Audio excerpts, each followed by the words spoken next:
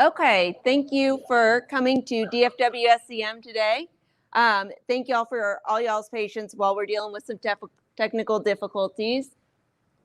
And while I try and progress these slides. So this meeting is still sponsored by City Central. They let us use their space to help project these out to all of you virtual people.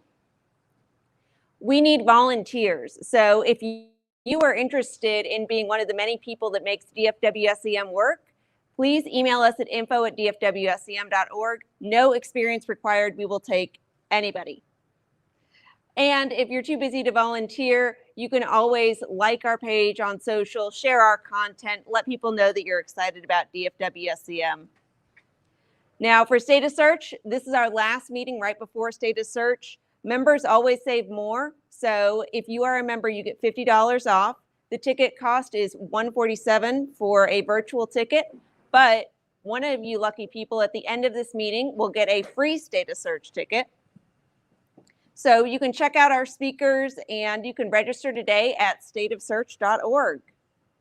And I mentioned members save more. If you're looking at a membership, we even offer virtual memberships. So go ahead and email us at membership@dfwscm.org and get access to all of our content and all of our past broadcasts. And then if you are hiring, you can take advantage of the the DFW-SCM job board. Since a lot of y'all are watching virtually today, just remember that you can click on the closed caption button in the lower right-hand corner. We want to make sure that this is accessible to everybody. So if I'm speaking a little too fast, hopefully YouTube can keep up. And let us know what you think. At the end of this meeting, go to dfwscm.org/virtual meeting survey. But without any further ado, we are going to introduce Andy Rittler, who is the Chief Visionary Officer of the Comedy Brand Store. So, Andy, I will let you take it from here. Thank you so much.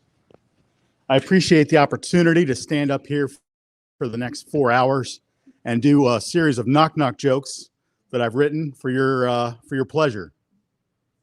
I'm kidding. That's not at all what I'm going to do. I do need a slide. How do we advance the slides? Just so I know. Just click on the arrow. Okay, perfect. So we're live streaming this. Obviously, we are recording so that I can watch myself later and all that fun stuff. But I wanted to go into what are you going to learn today. This is not a master class in how to do comedy. It's not a master class in how to be Dave Chappelle. Or any of the other stand-up comics for that matter. What it is an opportunity for you to begin to think about ways that you can pivot, ways that you can bring comedy into your social media, your website, your sales funnels, and even some of your blog content.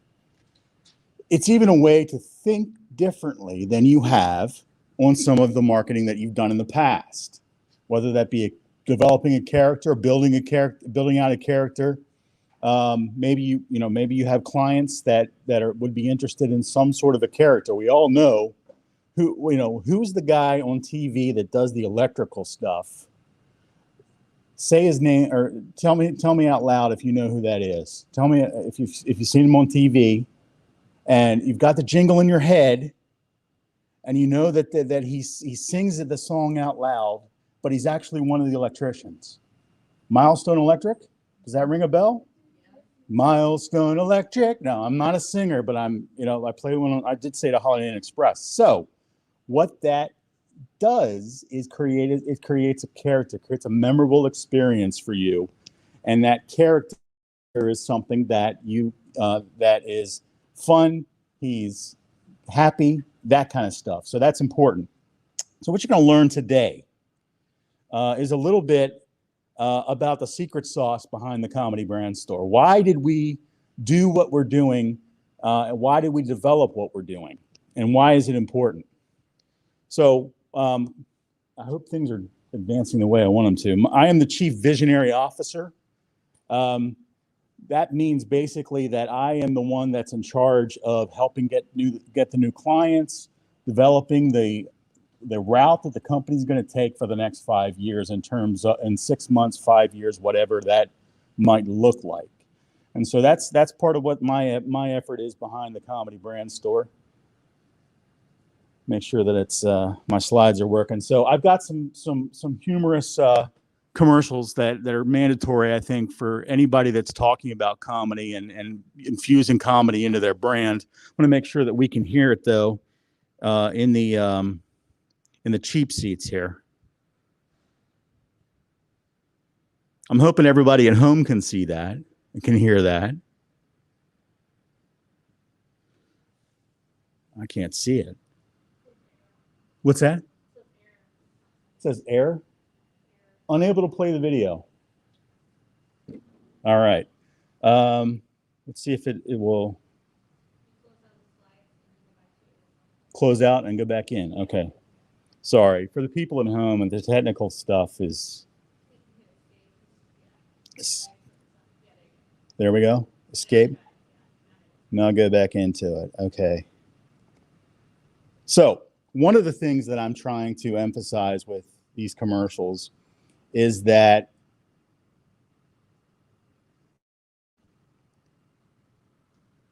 technology doesn't always work. Okay, here we go. Hopefully this will work.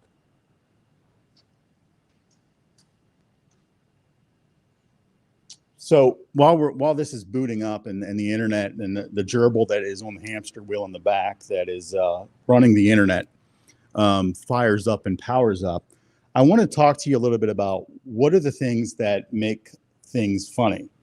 What are the things that make things memorable? Those are going to vary. They're going to vary from person to person. Comedy is a subjective thing.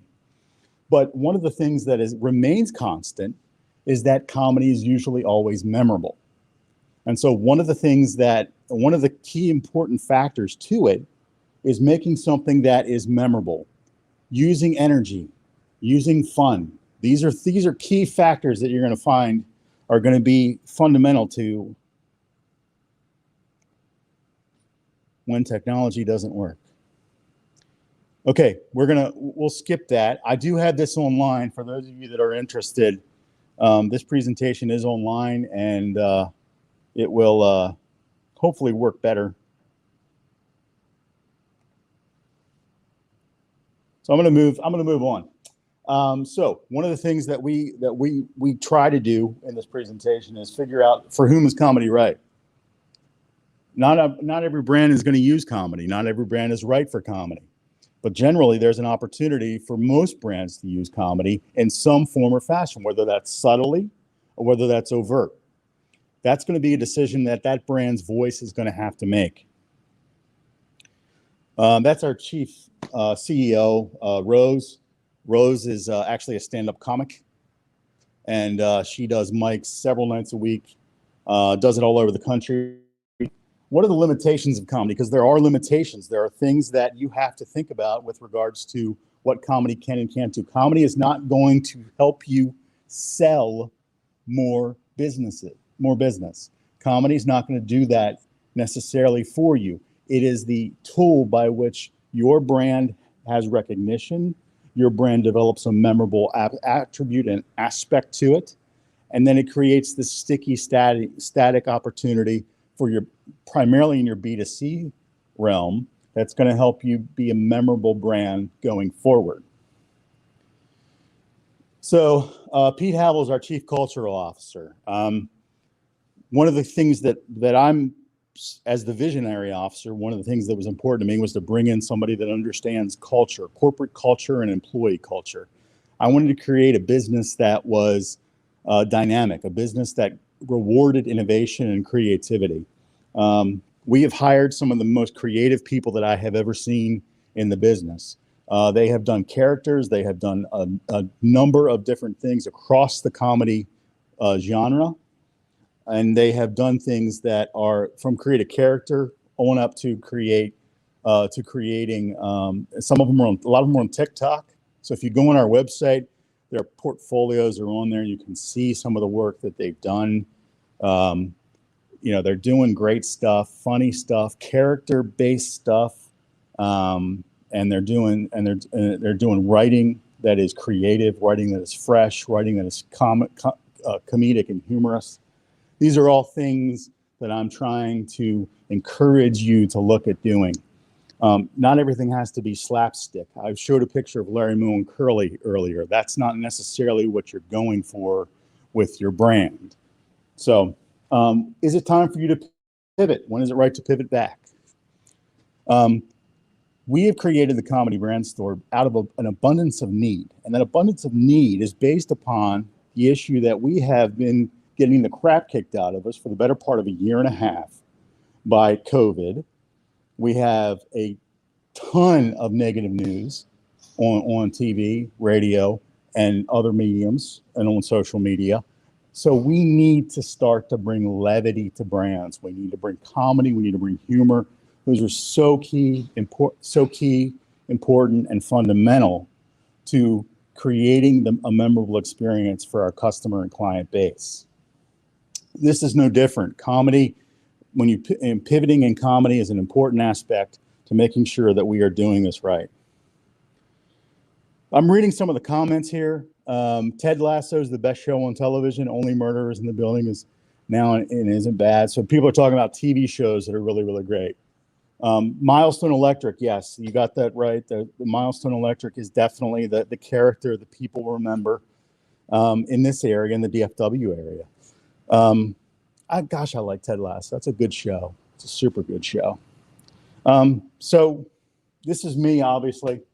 I did a rare photo of me smiling, which is a good thing. This is actually taken in Spain, in Madrid, at a cafe up on the roof in Madrid. So I guess I'm only happy in European countries. What does comedy do for your brand, or what does comedy for your brand look like? Like I said earlier, it's going to be different for different people. The subtlety or the overt aspect of comedy is going to be something that your brand is going to have to decide what's important to you. So that's going to be a key factor as well going forward. So we're doing a lot of different things here going on. We will make sure to post you. Oh, okay, that's you guys. Hey, State of Search. I just want to put another plug in for State of Search. I think it's a fantastic opportunity for those that are at home right now. Take advantage of the opportunity. They even do it virtually if you want to, but it's a tremendous opportunity to learn things from people that are in the business. And I've learned more things from people in the business than I have from reading the blogs and reading the stuff online and reading all this other thing, because you get these nuggets, and these nuggets are really key and important at the end of the day for you to walk away with. If you can walk away with 3 of those nuggets from the State of Search, then that is the best money you've spent in any organization. So I just want to push that. There's the checks I'm sure the checks in the mail now. So should comedy be a passive or active campaign with your brand? I've already talked about that ad nauseum, so I don't want to keep going. How do you measure success for comedy infusion into your brand? Well, if the media is not camped outside your building and asking torrid questions about why your business is doing this or that, that's successful. But I think more importantly, instead of looking at it as a crisis opportunity, look at it as a tremendous opportunity for you to create a memorable opportunity and a memorable brand. And it doesn't have to be side-splittingly hilarious, but it does need to have energy, and it does need to have positivity, and it does need to have an element of fun to it. And I talk about that a little bit later in this presentation as well. What's the biggest thing preventing brands from using comedy? Fear. It's the same thing that is keeping us from being funny. It's the same thing when we give a speech. And I'm picturing all of you naked right now, and I'm just, Anyway, no, joking aside, fear is the biggest factor behind brands being fearful of using comedy in connecting with their client base and their customer base. And that's a shame. because there's an opportunity in comedy to put forth a voice that is unique, that's fresh, that's innovative, and that is your own. And people are looking for authenticity, and comedy cuts through the BS of the institutional stuff and the stuff that we're seeing out there on social media today, and it brings an authentic voice to your client base and to yourself, frankly, for that matter, if you're on the marketing side of things. So do I think that you can accomplish comedy? Do I think that you have the ability to provide comedy for your brand? I say yes. I say, like my grandfather always used to say, does a bear crap in the woods? Yeah, I mean, that's evidence. That's a bear crapping in the woods. So, yeah, that's not one of my funnier jokes, but I tried it out nonetheless. It's amazing when you have to Google bear crapping in the woods, what comes up. I don't recommend it. So, anyway, back to the fun at hand. How does your brand be funny? The most important thing that you have to remember from this presentation that you're going to walk away with today is this quote right here by Andrew Tarvin. Making people laugh is only one type of humor. Getting them to smile is another. When starting out, focus on making things fun as opposed to making things funny. So when I talked earlier about that pivot that I'm talking about is one of those opportunities that you have to make a difference when it comes to creating fun in your brand. And your brand, it doesn't matter if your brand is a commercial real estate company. It doesn't matter if your brand is, okay, I'm just going to go ahead and say it, a vegetarian lube company. Yeah, there's a company that actually sells that stuff. Vegan lube. I didn't know it was a thing, but it is apparently. Just reading some of the comments and that kind of thing. Keeping up with that. Jim Adler cracks me up. He spits through all his commercials, not on purpose, but they have funny commercials. Yeah, he does spit a lot. He does spit a lot. And his son isn't nearly as powerful as he is with that hammer. So, yeah, funny stuff. Roger Wakefield, local plumber, YouTuber with thousands of subs. Yeah, he's pretty funny. He can be good. Do something memorable.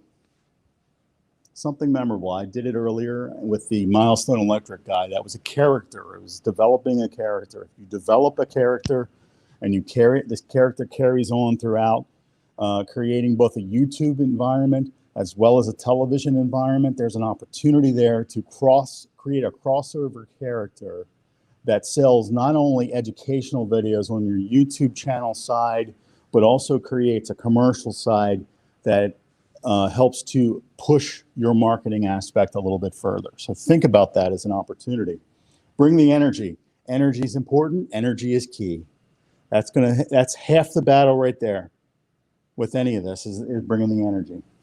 Pick an audience, just move it and make it unexpected. Those are all things. Bring the energy, just move it, make it unexpected. Those are things that are combined. I combine usually those into one, and pick the audience. Know who your audience is. You need to do A/B testing. You need to do some analysis. You need to do some research. Sometimes market research is warranted. Sometimes it's not. It really depends on how far you think you want to go with that humor, with that comedy. I would, if it's going to be edgy, I would test it first. Don't go out there on a limb and say, we're just going to try it. Test it. And test it again. So that's my PSA for the day. Who's doing it right? Who's doing it right? I mean, you've got, fire out some for me here, for the audience here and, that's in the room. Who are some that are doing it right on? Taco Bell's mine. Old Spice is mine. I go with those every time. Taco Bell does a great job on their social, especially Twitter. Old Spice does a great job on their Twitter as well. How about at home? Anybody got something at home that they want to fire off? Old Spice is funny. Yes, it is funny. Baker Brothers does, yeah, it's funny. I mean, it's funny stuff. They do some characters and stuff like that. His character is that, he's kind of a folksy kind of, he's kind of a folksy kind of dude that's, Dallas based. Everybody kind of knows that. And Baker's done a good job. They've done a good job of making that known. Geico, Wendy's. Yeah, Wendy's is killer. Wendy's. And I talk about Wendy's later in this presentation because, frankly, Wendy's is doing Twitter like nobody else's business. Whoever's doing that is just a genius. Somebody said I hate Baker Brothers. Well, I mean, that might be a personal thing. Maybe they hired Baker Brothers and somebody backed up their toilet. I don't know. Wendy's Twitter is funny. Burger King commercials are funny. Yes, Burger King. Everything the fast food industry is doing right now is super funny from that standpoint. And I wish the commercials worked because Doritos does a great job too with some of theirs. Frito-Lay has got a great team behind them that's working on these. My husband says HMS. Okay, yeah. Old Spice. Yeah, there aren't many positive attributes you can gain by smearing stuff in your armpits, but Old Spice is the exception to the rule. He's smashing spaghetti into his armpits. That's just funny. Or it's weird. Capitalize on the moment. One of the most brilliant Twitter ads that I've seen done is, this was during the Super Bowl when the power went out in New Orleans, when they had the Super Bowl at New Orleans. You can still dunk in the dark. Man, that was brilliant. And that timing was great. And they got a huge spike in Oreo sales after doing that one simple tweet. And that tweet was taken on somebody's kitchen counter. And they just did the timing right. So timing is everything with comedy as well. And so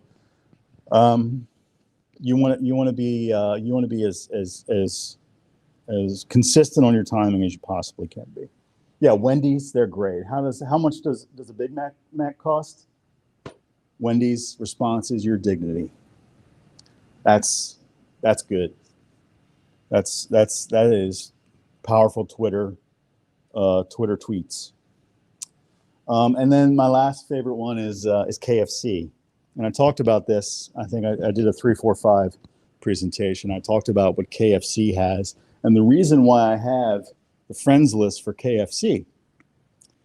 The only friends they have are 11. And it's 7 guys named Herb and all of the Spice Girls. 11 herbs and spices.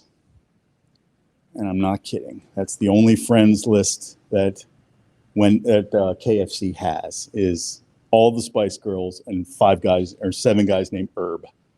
So if your name's Herb or Herb and you're on their Twitter, then you're one of the lucky guys. Let's see what else is on here.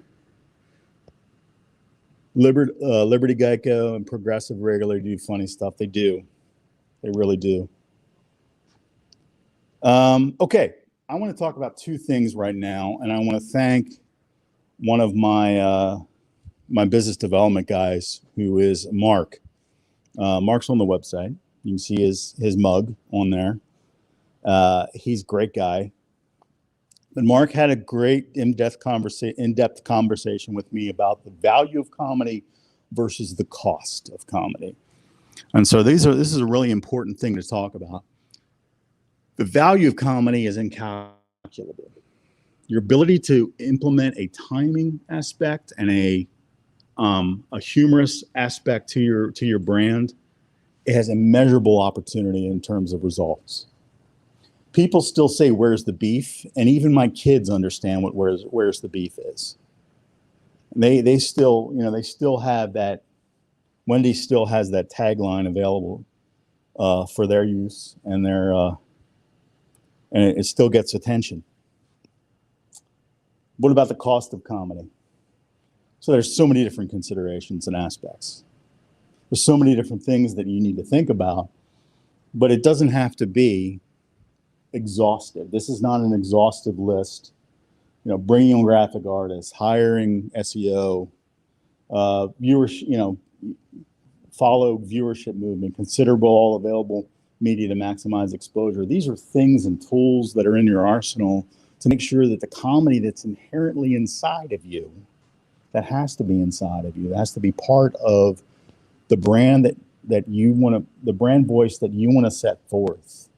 When you pivot, when you make that pivot and you go into that fun stage of your social media, that fun stage of your blogging, and that fun stage, you know, the 7 reasons why, you know, why your brand is kicking it out of the park right now. These are just tools at the end of the day. The key to success, the key to making this successful is to be able to do those pivots and push with fun, push with energy, and push with that excitement. And that's really the key.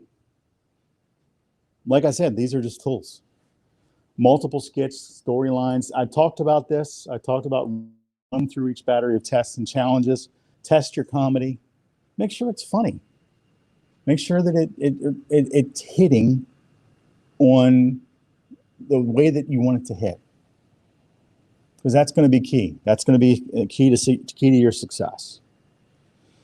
So that's it. It's not a long presentation. I told you it wasn't going to be in depth. It wasn't going to be a master class in comedy. Is that something that we're thinking about doing? Absolutely. Is it something that we want to do for brands specifically? Absolutely.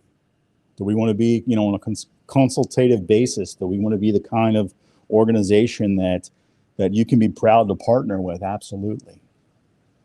But at the end of the day, you have to want to do it. You have to want to be fearless in a world that's full of fear right now. Brands are scared. They're scared to do things that traditionally they didn't have a problem doing, because it's a new world that we're in right now. It's a tougher world, but there's still room for funny. And I think that opportunity exists. And I think that we need to make sure that we are doing that and we're accomplishing that.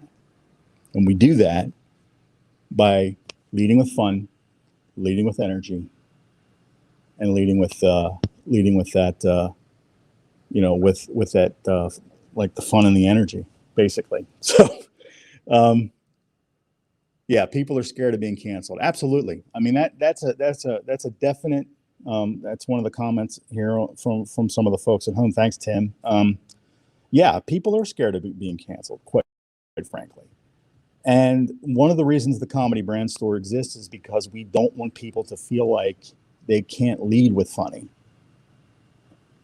The time is now to make that change. The time is now to say yes to laughing again, because we're not doing it. We need to do it because people are craving it. They're craving a connection a humorous connection, and a connection that is not tied to a world that is frustrated, that's angry, that seems, you know, bitter.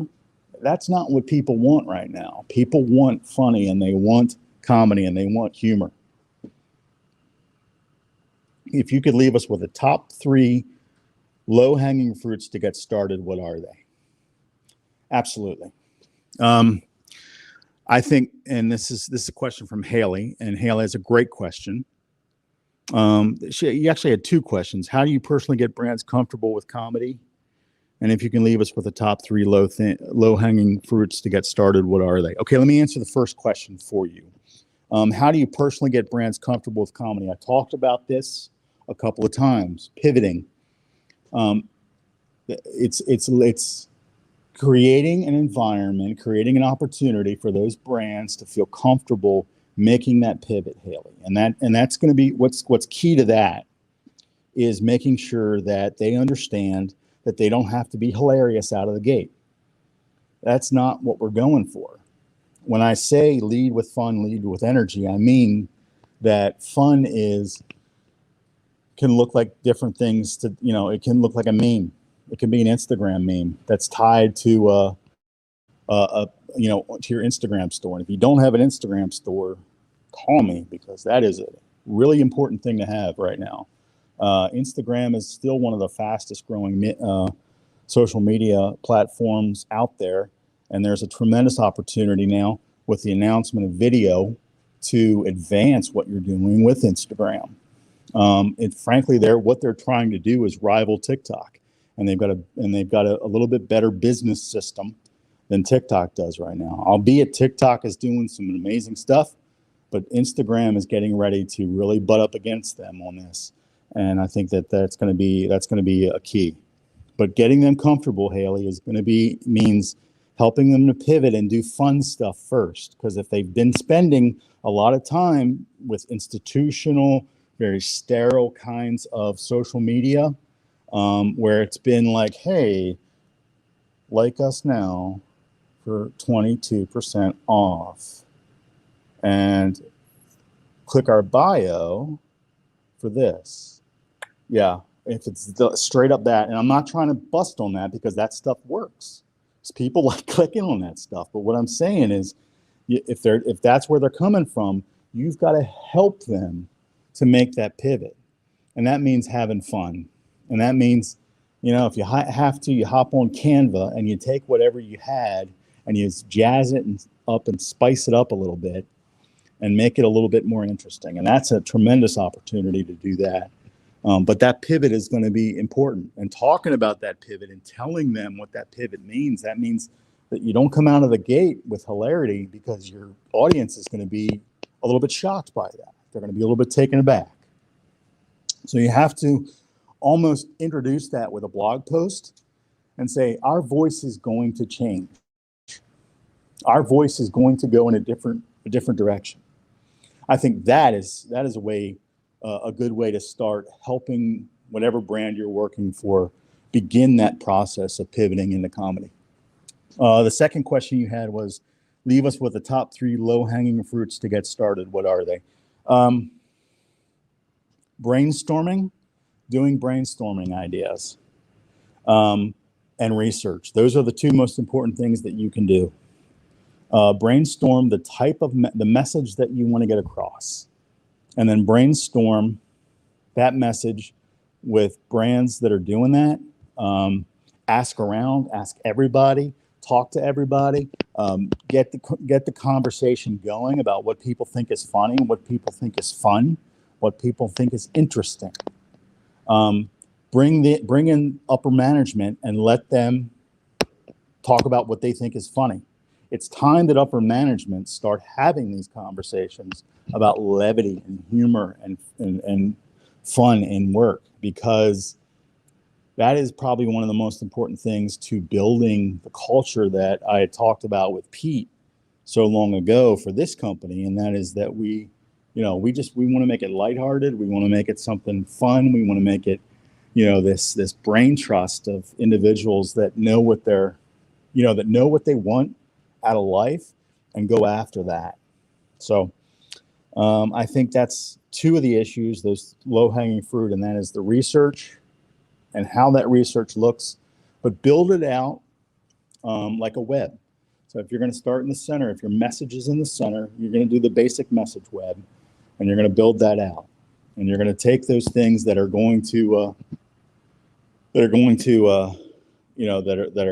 trying to get across, those message points you're trying to get across, and how can you build humor into those? So that's the other thing. The third thing that I would say is, if you don't think that you're funny, if you don't think that you have the capability and ability to do it, then maybe consult with a marketing firm. But I would say, don't, the fear that you have of not being funny is probably not correct. Most people have a sense of humor. Most people know what's funny. I mean, we wouldn't have these television shows on TV that have humor if people didn't watch them, because people have a sense of humor and they want to connect with that sense of humor. And so it practice. Take a class. I was talking with somebody here earlier about classes. They're hard to find in DFW. That's one of the reasons why we're thinking about, going in that direction, maybe doing some of that stuff. Helping people specifically from a brand perspective to understand how they can do that. I hope that answered the question for you, Haley, and I hope that was appropriate in the way that I answered that. What are some of the pitfalls to avoid when you're first starting out in comedy with a brand? I'm a huge fan of comedy. I am too, Haley, and I think that your questions are great. I think that the pitfalls you want to avoid when you're starting out, don't go too edgy too quickly. I think people want to just throw it all out there and just go for it. And the thing is that you kind of have to, like I said, you have to practice. You have to do the A/B testing that, where you test your messaging and that kind of stuff. Make sure that you're doing that with your brands. Don't be afraid to create a character. Don't be afraid to go the character route. Like I said, Milestone Electric did it earlier. Baker Brothers has a character type fashion to what they do. Geico, what's their character? Everybody knows what Geico is. Say it out loud. Gecko. Yeah. The Gecko Geico. The Geico Gecko. The Gecko. Yeah. I mean, don't be afraid to go the character route if you need to, because that presents a series. How many people remember a guy named Vernon? Guy named Vern. You remember Vern? Yeah. So Jim Varney. He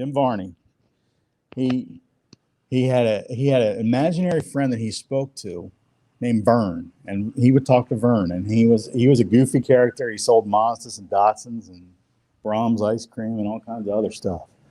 But he was a goofy character, folksy, but did funny stuff, and that was memorable. So that was don't be afraid to go the character route, and because you never know if the character that you create is going to be the next Gecko or the next Aflac Duck, because that's a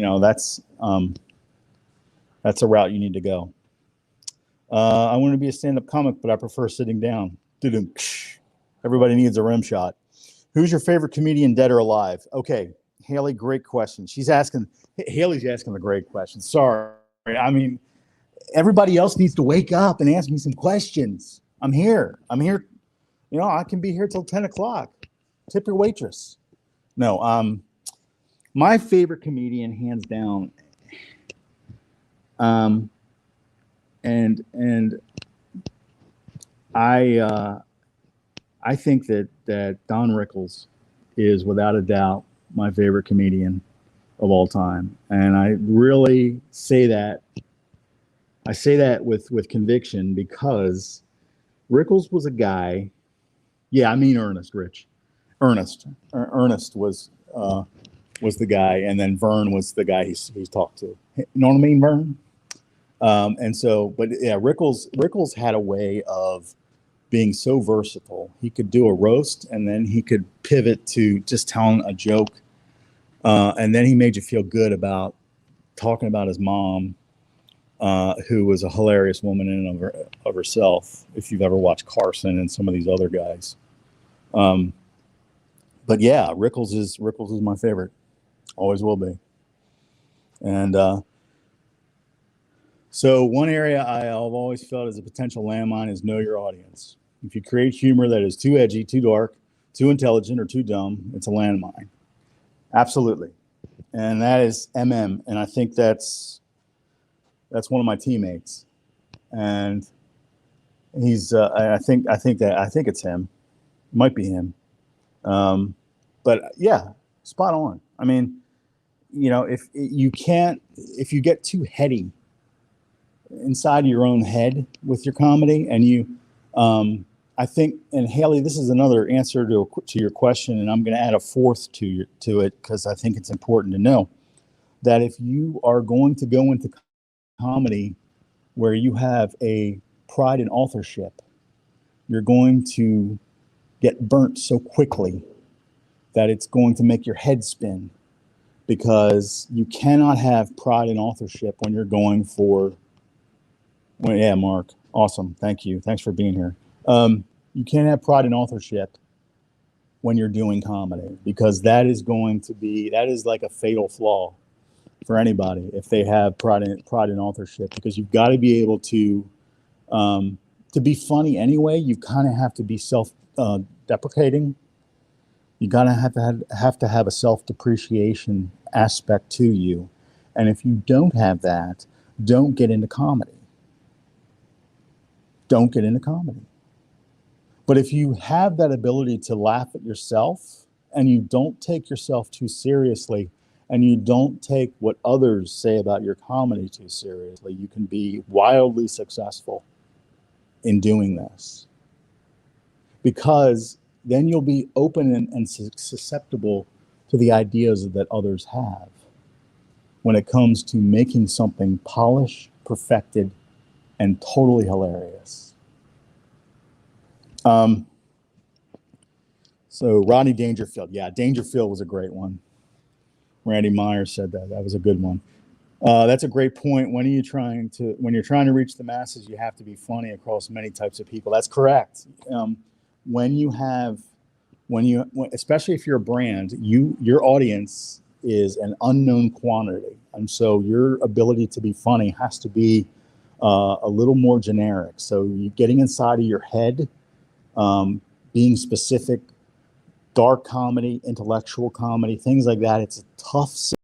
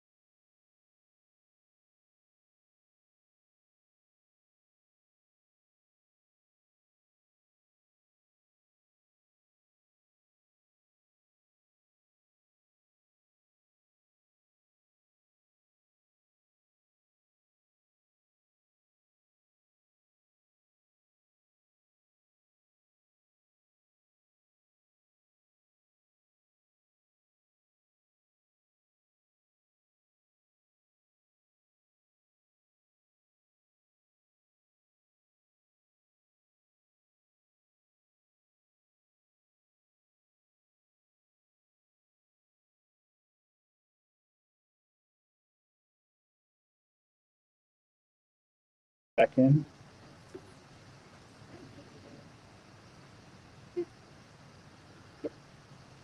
Testing. Can everybody hear me now? Let me know. Just give me a 1 in the chat if everybody can hear me.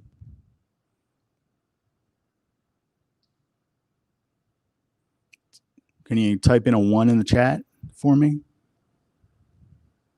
Just want to get an idea if everybody's here.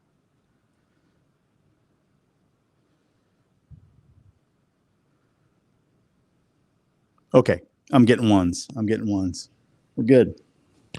Okay. Everybody see me? Yeah. Kind of. You mind if I just adjust it a little bit? So we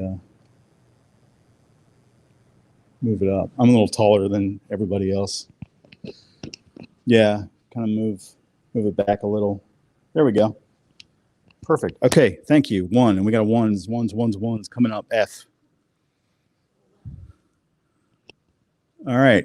Any other questions? Do we have any other questions? How about the folks that are sitting here patiently waiting for me to finish? So you talk about comedy. Yeah. Comedy is always challenging because when I think it's funny might not be what she thinks is funny. Yeah. So I think that's probably the hardest thing to understand. How do you test that out? Yeah. You say practice, but okay, but don't you think you should test it on somebody or other people or office or whatever before you test it? You actually just test it. Yeah. I mean, bottom line is you've got to, go to everybody in the office and you've got to sit them down. You've got to say, hey, what do you think? So what if you work by yourself? Um, Who do you go to decide friends? Because friends really, they probably don't understand what you do. yeah.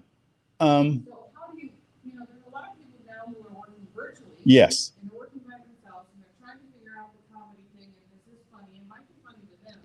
Might not be funny to the bosses. It might not be funny to this client or whatever. So how do you help the individuals who are working for themselves try to bring comedy into their marketing? Okay, great question. The question for the folks that are tuning in virtually was, how do we test if we're working virtually and we're in a solo environment right now? Most of us are still in COVID phasing and that kind of stuff. How do we test our messaging? It's a great question. Facebook friends. You got a ton of Facebook friends. Everybody usually has at least 100 or so at the least. And most people have more. And so what you want to do is is a lot of times if I'm trying to test something out, I'll take it to a DM and send it over to somebody and just kind of get their impression and their opinion and that kind of stuff. Family's good for that too. Tell them straight up, I need an honest opinion of that. Not everybody in your family's funny. Your uncle may not be a funny guy. He may be a goofy, but that's not necessarily funny. I'm unplugging stuff back behind me. Okay, that just smoked. Is that supposed to smoke? Okay. All right. So any other questions? Yes.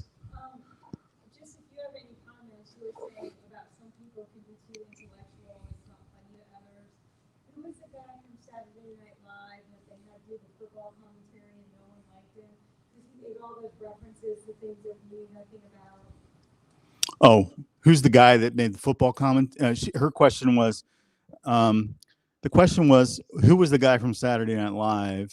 And if you're talking about intellectual comedy and it not being funny and being difficult to translate to others, Dennis Miller. Yeah. Dennis Miller is very heady, very political. It's very politically tinged humor and that kind of stuff. It's a tougher sell, no doubt, than say somebody like a Norm Macdonald. That was a royal failure. It was a massive DEFCON 5 fail. Now he's hilarious on he's hilarious on talk shows and that kind of thing. He's funny, but it's very intellectual humor. And yeah, it's not going to be for everybody. So you've got to, again, back to the question of knowing your audience and understanding your audience and being able to test that messaging and being able to reach out to friends across the country and get some of that feedback that you're looking for and desiring when you're trying to get a message across about comedy and humor. So yeah, Dennis Miller is a tough one to sell for sure at times. Any other questions from folks at home? I'm taking a look at the at StreamYard here, which by the way, StreamYard's great, isn't it? I mean, it's such a great tool to have for those of you that are in marketing that do this stuff live. StreamYard's great. It's probably the best system out there, I think. So, and I like to do a lot of live stuff because I'm a weirdo like that. So, any other questions? Do we have any kind of comments, concerns? How many people found this to be helpful? Yeah. How many people didn't find it to be helpful? Okay. I do have one more question. Yeah. So if you are a little fearful, Yes. what would you recommend doing the first step to get your feet wet? Okay. The question was, if you are experiencing fear, what is the first thing you need to do to get your feet wet and venture out into this world of comedy? I would say that you need to go ahead and fail quickly. So if that means getting up on stage and doing an open mic one night after you've written a monologue, go do it. Go fail. Because that's the worst thing that's going to happen to you when you do it. It's literally the worst thing that's going to happen to you. I hate open mic nights. Rose does them all day. I mean, Rose can do mics all day long, and she's hilarious. Pete is dry sense of humor. Pete presents in front of companies and corporations all over the country about culture, corporate and employee cultures. And I sit at home at a desk and try to get people to buy websites. It's a little different. So when if I go do an open mic, I'm going to be scared, and it's usually going to have some bodily function involved. But if you go and you fail, go fail at it, and do it in a way that doesn't affect your bottom line. So if that means going and doing an open mic, writing a monologue, maybe it's hilarious. It might be hilarious. You might get laughs. You might, and again, it might fail. And if you fail, then you pick yourself back up and you throw yourself right back down again. No, and just fail quickly, fail early, and know that that's the worst that can happen to you. I would say don't give up at one. And don't give up at one, because it's not, like I said, I was talking about this earlier. It's like exercise. You've got to continue to do it in order to be able to get better at it. So, everybody talks about lifting weights.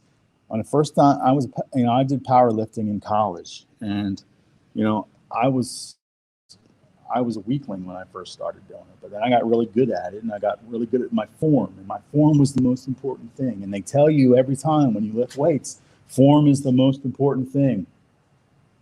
If you lift wrong, you're going to hurt yourself. It's true. It's true. If you do something wrong in comedy and you haven't failed at it first, then you're going to do something wrong, and it's going to cost you a little bit more dearly than it would otherwise. So go ahead and fail. Go ahead and not be funny when you do some stuff. Maybe maybe as an Instagram post, you create a meme or something like that on Instagram, and nobody laughs at it. Nobody likes it. Nobody and it's just like, well, okay, well, shit, I'll just try it again. So that's what I recommend. What's your favorite comedy brand relationship you personally worked with? That's a great one.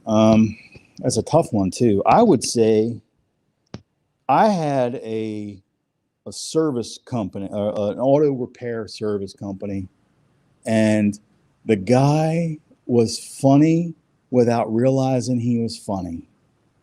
And he liked doing video. For some reason, this guy could do video, and I really enjoyed that. And he would do videos, and I just laughed. I just laughed. Behind the camera, we'd have to stop it because you could hear my big belly chuckle behind the camera because I'm, letting out, because he had a way, he had ways of saying stuff. And, one of my favorite sayings, a couple of my favorite sayings I got from him. That's probably my favorite brand is the ones, I think the ones that aren't afraid, they're fearless when it comes to doing something. You tell them, hey, I think we should do this. And they're like, all right, if you think we should do it, I'll do it. But I'm not going to like it. All right, well, you don't have to like it, but it just do it. I have a dry sense of humor, so I shower 3 times daily. Okay. Randy, you got to have a rim shot if you're going to do that stuff. I mean, come on, man. I don't have a. It is a tough audience. They're at home cracking jokes among one another, and I'm up here dancing. Yeah, it's easy. It's much easier said. It's much easier for you guys just doing it at home. So, what are the questions? Can you repeat the questions? Yeah. Have you ever had a humor-centric campaign that you really enjoyed, but the client either didn't get it or didn't appreciate what was the outcome? Yes. It was not actually. It was humor that I infused into the campaign. It was for a construction company, and we did it on safety. And I thought it was a hilarious campaign. And I thought that it was going to absolutely hit the points that I wanted it to hit. And I was pleased with it, and I was happy with it. And I was actually an employee of the company in this particular instance. And it was, I think it had it hit on all cylinders with what we were trying to do, but yet accomplished what we were trying to accomplish. And that was, remember, crazy stuff is going to happen, but you have to focus on safety. And that's the message that I wanted them to walk away with. And I felt like it did that. And it bombed with management. And the reason it bombed with management is because management had a stick shoved so firmly. Well, management didn't feel that it was necessary to joke about those types of things. And the reason is that management felt like they had one of the managers in particular had a death, and that's why he was focused on safety.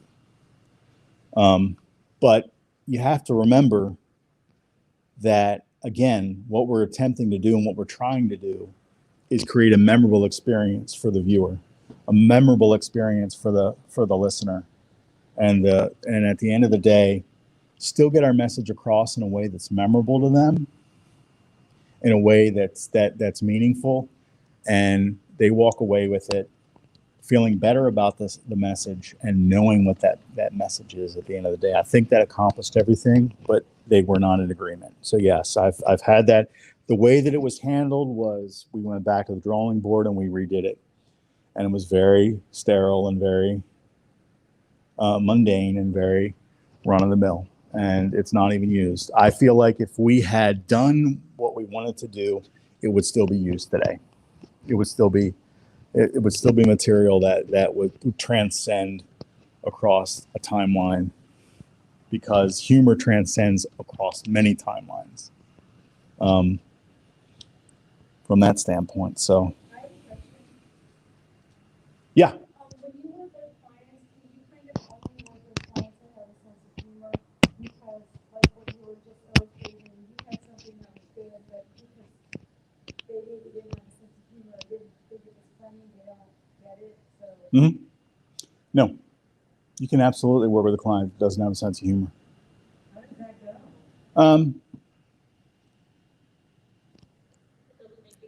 It doesn't make it easier, but you want a client. But if you're going to do it, you do want a client that has energy. Does that make sense? Yeah, I'm just thinking of like these lame up clients, and you work with them and things that are funny, and they're like, oh, okay, that's funny. Yeah. I mean, they're not funny. They don't appreciate it. Yeah, there's clients. The question was, how do you work with a client that doesn't have a sense of humor? A client that's dry, a client that's very sterile in their approach and stoic in how they want to present the brand. And that is that they're never going to call me. No. Okay. They'll never talk to me. At the end of the day, they won't. I mean, if they're going to be, if a client's going to be, first of all, they hire us marketers for our expertise. They hire us for our knowledge and our skill sets. If they're not going to listen to our knowledge, if they're not going to listen to our skill sets, they don't need us. Well, maybe someone said, oh, we need to do some credit commercials, and then they want it. Yeah. And if it's somebody that's being forced into that situation and they're being forced to do the funny and bring on the funny, that's a tough situation. That's somebody that's jaded before they come into the game. And so what you want to do in that situation is diffuse, and you want to find and bring in a team, make the team a little bit larger. And so you dilute the sour person in the room a little bit if you bring in a team, and the team helps. I always, that's what I defer to is if I'm getting coldness from one, there's usually strength in numbers. And that includes when you have clients, from the experience that I've had. At least I don't know if you found that. If one client is sour and you need to bring in somebody to kind of dilute the situation, the one that's, you can have a tendency to do that, and that helps. Nothing, people are kind of signing off. Conversely, have you ever had a client insist on a direction that you knew was the wrong path? Yes, Mark, I have had many clients go down the wrong path, and one of them was the same client, actually. Ultimately, I did not last long with this company. I can assure you that. Same client wanted 3 30-minute videos. 30 minutes, 3 of them, because they had 3 holding companies, and they wanted 30-minute videos to outline the entire history of the company from 1901 on. 30. It was I created Lord of the Rings. It was Lord of the Rings. It was Gilligan's Island had less time. 3-hour tour. Yeah. There's just some things you don't do. Video, 30-minute videos are not things that you want to do. I had 12 terabytes of raw server video footage. I went through 12 terabytes of that stuff on the edit floor. And afterwards, I wanted to jump off the building. You don't do 30-minute videos. We all know this. Even those of us that aren't in the business know we don't do this. So yeah, to answer your question, Mark, I have had that. Are there any other questions at home or here in the audience? I want to thank you guys for the opportunity. I think it's always an opportunity to speak to your peers, and when you can learn something from them, and they learn something from you. I think there's value in that. So again, I'll bring up the state of search. I think it's important to really remember that. That's important. And I do think that we are doing a drawing for the state of search. So everybody stay on and hang in there, and we'll have that figured out in just a moment. Okay, so thank y'all all for attending. Our winner for tonight is, and I'm going to pronounce your name wrong, so I'm very sorry, Kristen Matelski. So Kristen, we're going to go ahead and email you this week and let you know how you can get your free state of search ticket. But thank y'all all for joining.